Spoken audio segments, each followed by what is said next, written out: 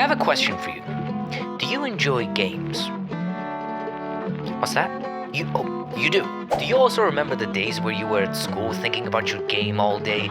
Maybe about that one unbeatable boss or level, or even a LAN party with all your friends. Then you got home, fired up your game, and got yourself some snacks, got comfy, invited your friends over, gave each other handjobs. I mean, I've heard people do such things. I don't. Anyway, here's why I think single-player games are... Okay, let's get something out of the way. The answer to the question, are single-player games dying, is both yes and no. There's your short answer. Then you might say, well, Daniel, I'm curious what makes you such an expert on this topic. And then I might say, I'm curious what makes you so curious. See, I grew up exclusively playing single-player games, so the subject is near and dear to my heart, and not to mention this entire channel is dedicated to gaming stuff, and obviously, I do my due diligence. For simplicity, I decided to keep beating my dick around the bush to a minimum and just dive right into the question, so hopefully by the end of the video, you will be able to answer this question for yourself, without me managing to make you write an angry, salty comment. Capiche? Our first logical step, of course, is going to be a retrospective one. To be able to understand the gaming landscape of today, we have to go back to the very early days of gaming. The days of you sitting in your room holding a physical copy of your game and putting it in, and maybe, just maybe, having some friends over. Those were the days of, well, less than ideal, fucking awful dial-up internet connection. These days, however, almost every household is blessed with a high-speed internet connection. And don't you fucking go ahead and say it sucks, because it's still orders of magnitude better than what we used to have. I used to actually leave my computer on at night so that my gets downloaded by the time I wake up, but hopefully before everyone else so I could hide the file. Oh yeah, the memories. Anyway, a high-speed internet connection makes the whole process of playing with not just friends, but pretty much anyone a fuck-ton easier.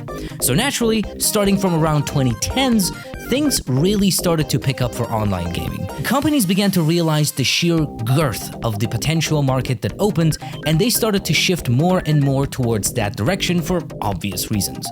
But it's also important to note that gaming in general got a massive bump in popularity. And it's gotten a lot cheaper as well. I mean, even if you just own one of these. Over the years, we have seen a lot of innovation when it comes to gaming. From the introduction of the first 3D poly rendering all the way to VR and the Zuckerland. It's easy to see that the industry is growing and all the players involved want to maximize their profits. Sometimes by being the first at doing something, which is generally more risky, and other times going with a no-brainer. Can you guess which one is online gaming? It's a no-brainer. In the best case scenario, a AAA game can take anywhere from 3 all the way up to more than a decade to develop and still be trash. And for that kind of money and time investment, you expect a lot in return. You want people to continue playing the game you spent a crap ton of time and money on. But here's the thing, what do you think exactly happens when you finish a, let's say, 25-hour-long game? Well, you just kind of forget about it after a while. I mean, yeah, you might eventually play it a few more times, but it's done for the most part. And companies then have to continuously produce more content for the existing game to keep players like you and I engaged and interested. And keeping you engaged is the key word here. And it's also not a guarantee. DLCs, expansion packs, and all the other stuff, they cost money. And that's not even mentioning the risk of your game just failing and becoming irrelevant right off the bat. And in that case, as a developer, you just done fucked up. This is where online games have the upper hand.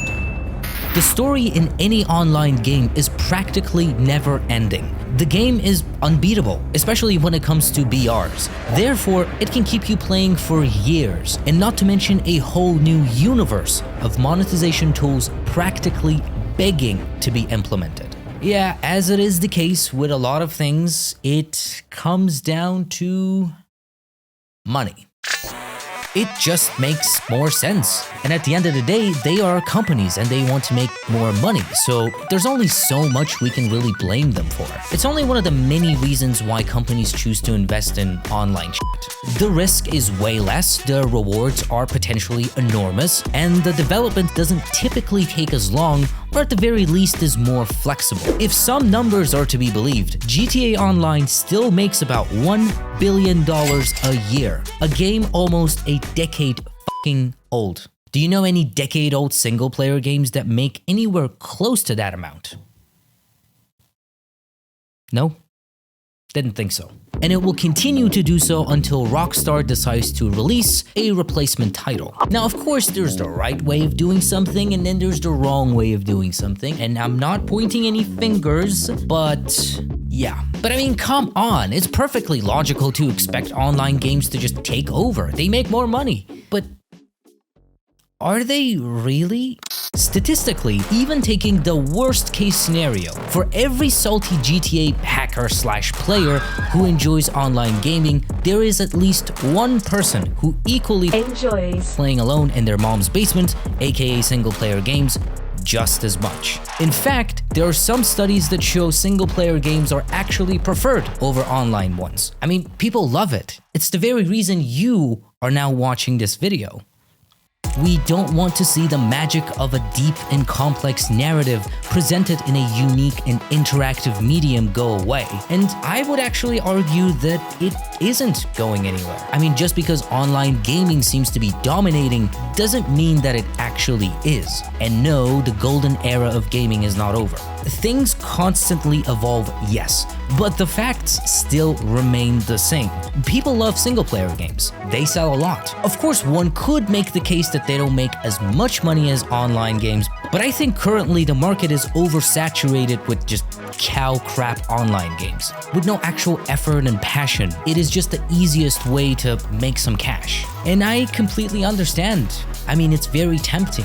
One of the reasons why these days all games just seem to come and go is because successful games today should be designed with replayability in mind. Otherwise, you would have no chance against a game that creates a different fun story for you every single time. And I think Valve's CEO put it best in 2020 when he said, if you could build a single-player game that just never ended, where I could play 20 hours a week and it just kept growing and getting richer, and I'd be having as much fun 400 hours into this experience as I was in the first 20 hours, I think that is a way more likely scenario looking forward 5 years than it would have been looking 5 years ago. So in a way, single-player games are both alive and dead, hence the Schrodinger's cat. If a game company wants to see significant growth, they probably should invest in online gaming. But that doesn't mean that traditional single-player experiences are just gone. As a matter of fact, they are evolving. It doesn't matter that every time you open Twitch or YouTube, streamers are almost always playing some online game. Well, that's their fucking job. They should be engaging with all the other streamers and people. It just makes sense. You shouldn't feel bad or stuck behind when you see others so actively engaged in a genre you absolutely don't give two shits about. This is currently somewhat of a new meta. However, there are games that really challenge this notion, like Fallout New Vegas. It has become timeless because of its unique design of the map, quests, the atmosphere, huge replay value, and being able to create, well, almost a brand new story every single time. So you can compete with these games, just maybe not in the same way that you used to. The way we think about single-player games is shifting. We need to keep in mind that the game we develop today has to keep new and existing players engaged. And it has to be compelling enough for you to go like, nope, I know there are like a billion other new games, but I'm gonna start another playthrough of Skyrim. Yep, that's what's happening.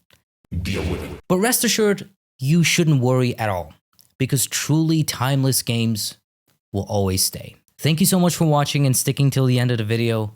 I really appreciate it. Words. See you in the next one.